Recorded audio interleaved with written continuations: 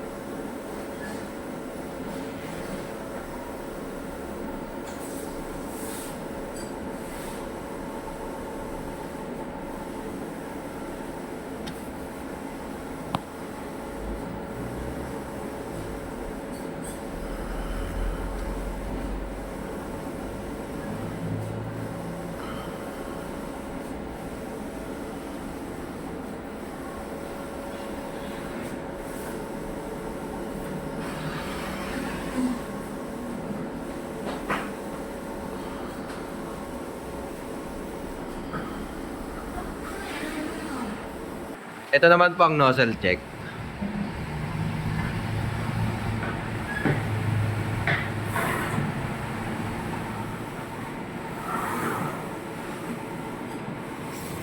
Bali sa nozzle check na po.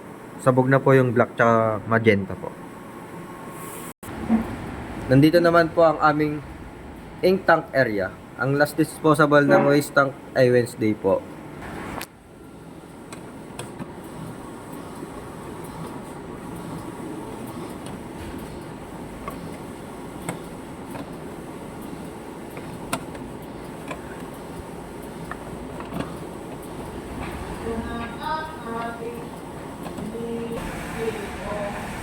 Nilinis ko yung printer ko every Wednesday, kaya maayos po ito.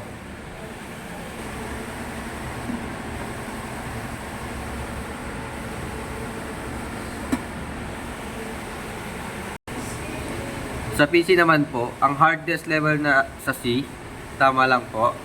At 70 use, may updated antivirus, USB blocker po, para iwas virus. Nag-delete ako this week ng 4 gig po na file. Thank you po.